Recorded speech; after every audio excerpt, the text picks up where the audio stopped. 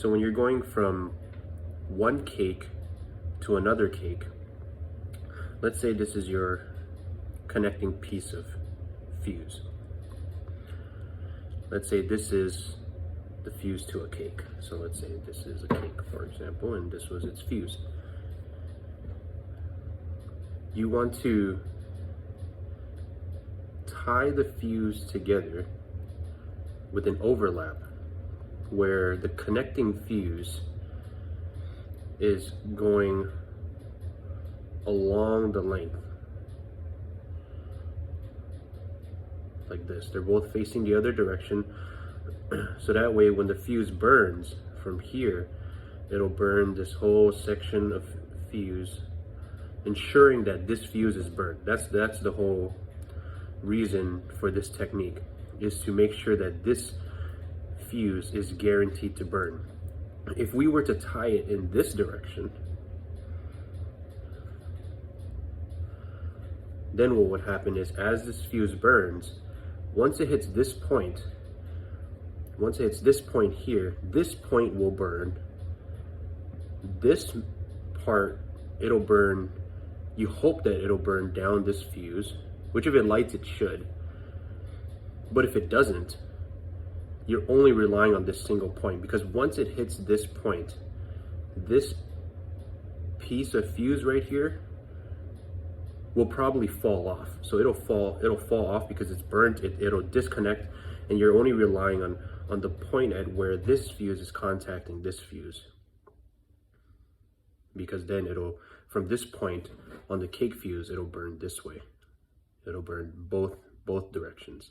And you're only relying on that single point to ensure that your fuse is going to be burning from here to here into your cake. So to ensure that your fuse into your cake is burning, you want to face your connecting fuse this way, so that when the fuse burns, the moment it hits this point right here, the beginning of this cake fuse, it'll continue to burn along with the connecting fuse and carry this burn all the way through, guaranteeing that your cake fuse is lit. Again, if you had it face this way, as the fuse burns, and it hits this point, when a fuse burns, it basically disintegrates. When it hits this point, this will most likely fall off. So you have this chunk fall off, meaning that you're relying on this single point right here to burn your fuse from here to here. You're relying on this point of the connecting fuse contacting this point of the cake fuse to light your cake fuse.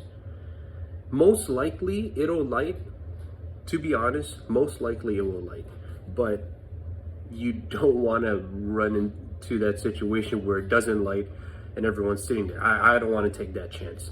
I don't think you want to take that chance either. So to ensure that it's lit, put it this way when you're connecting through. Now, when you're going, so this is going to a cake, into a cake, connecting to a cake. Now coming from a cake, you want to do the opposite. So let's say I already have, let's just say this is the connecting and I had it connected. Let me just cut off this.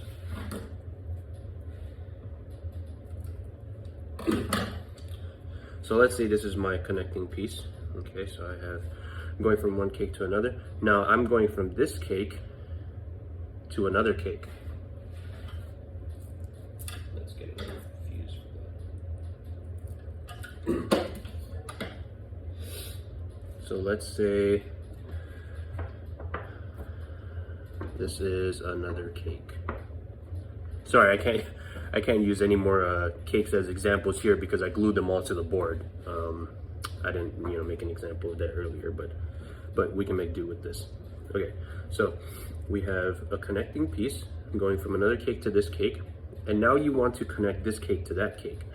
Okay, so instead of going into the fuse like this, you're gonna be going the opposite way. So now when you tie these fuses together, you're gonna have this bundle of 3 just like that.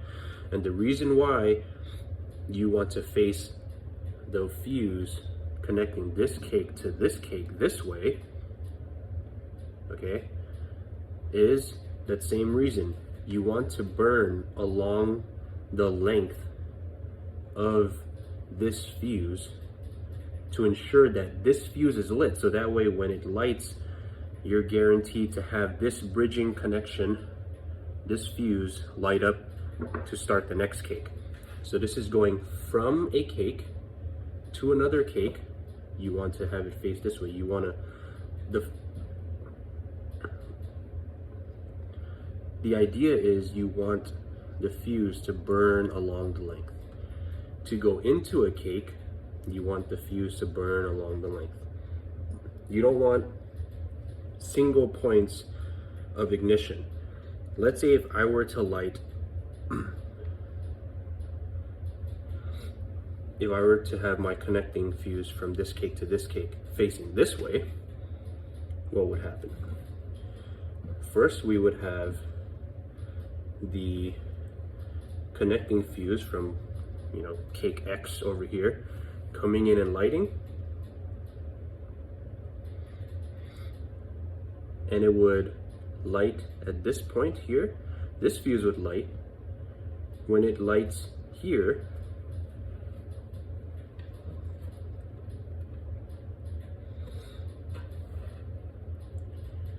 when this fuse comes and lights, there will reach a point here where it'll be a single point of ignition.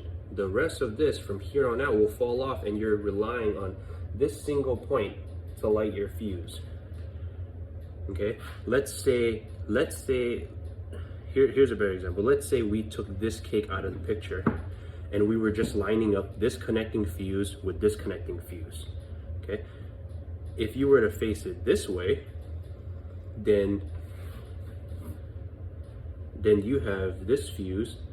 When it reaches here, and because these two are tied together like this, it'll light this entire length until this fuse runs out. That gives a chance for this fuse to light for this entire length going this way. If we were to face it this way, sorry, these fuses are so bendy.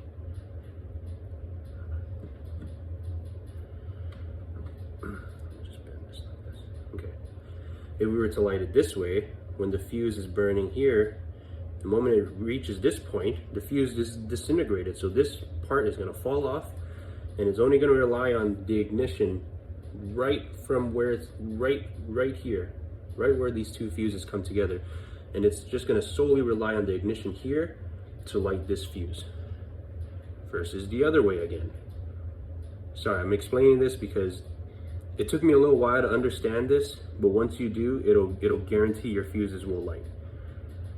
When the fuse comes here, it lights at this point. Let's say when it lights at this point, let's say this rest of the fuse falls off, but now you have this section of fuse helping light this entire fuse, so you have it going. That'll ensure your fuses are lit. All right, guys, so when removing the fuse protector off of the cake, so when connecting cakes together, what I really like to do is actually cut to where I could see the fuse entering the cake. And I want to connect my fuses as close as possible to this area.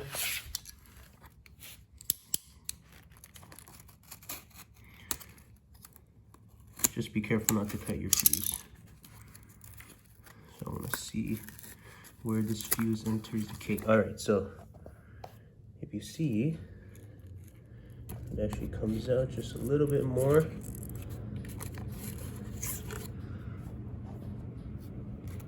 Comes out just a little bit more. Okay. And so the reason you want to do this is it's all in the spirit of just making sure that you don't have awkward air gaps. So you want to put the fuses, connecting fuses, as closely as you can to here, just to ensure that you don't have those extraneous gaps. One of the things that I've kind of been studying is how long it takes for a fuse of a cake to light the moment you ignite it. From what I've seen, a lot of them are usually around the 4-second mark. You know, I'm assuming with this green fuse, 24 seconds per foot. I've measured these fuses are anywhere from 2 to 2.5 inches. So you're talking about, yeah, around 4 seconds, maybe a little more, a little less. But the part that sticks out is usually around, looks to be around 1.5 to 2 inches. So if you get it as close as you can to where the fuse is entering the cake, at the most you'll have to wait 1 second.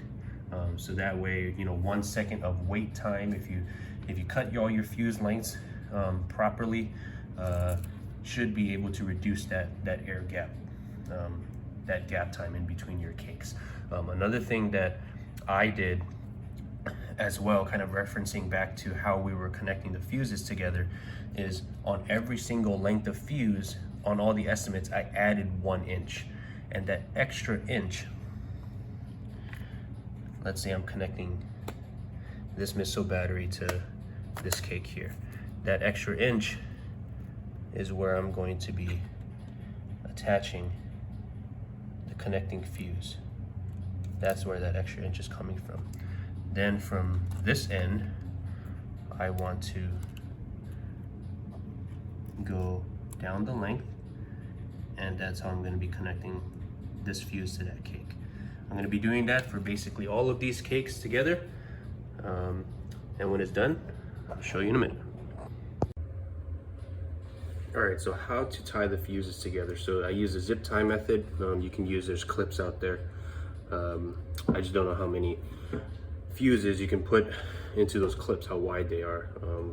So for me, you can put any amount of fuse and put it together with a zip tie. So let's have that example we had again.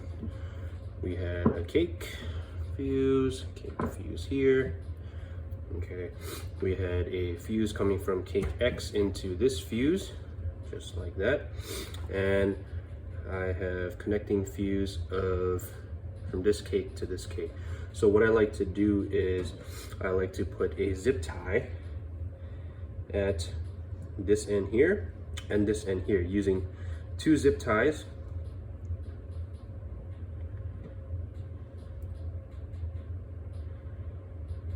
And I use 2 zip ties to ensure that the fuses are in contact with each other for that entire length. You need that contact with each other so that they can all light properly. So put one.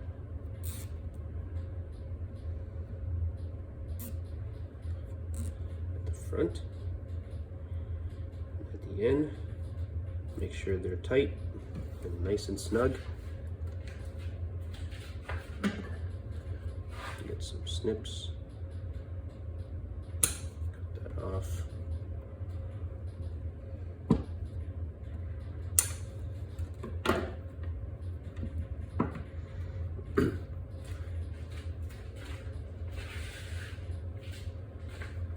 And then the next thing you want to do is cover your fuses. So I like to take a length of masking tape. You can use painter's tape if you want. I think masking tape is better because it's paper. I don't want to use duct tape because there's some plastics in there, and I don't want the smell of that. So just put masking tape around that joint just to cover it up real nicely. And for me, what I like to do is I like to actually protect all of my fuses with masking tape. So I put masking tape along the entire length of my fuses. You can do it in little segments, and the reason why I do this is to protect my fuses from any spark hopping. I do not want any of my fuses to prematurely light. So you want to protect all of your fuses, even when the ones going into the cakes, the ones that are exposed, use masking tape. Use masking tape, cover it all up. Make sure you cover all of it up, okay? You don't want any spark hops. You want your show to go exactly like how you want it to go. Cover up all the fuses, cover up the entire length. Usually I cover the length of the fuses, all the ones in between. Usually I do that after I connect all of the other cakes together. So the last thing I do, as well as any other final checks. So I'm gonna get to putting together the cakes, and I'll see you guys in a minute. All right guys, so I got all of my fusing done. Connected all of the fuses, length of fuses that I cut for the timing for each cake. I have my 500 grams. Some of them I have 200 gram cakes, kind of giving that layering effect for the displays. And we're gonna go over to this board. And then this right here is gonna be the finale. So you can see there's a pretty decent amount in that finale there.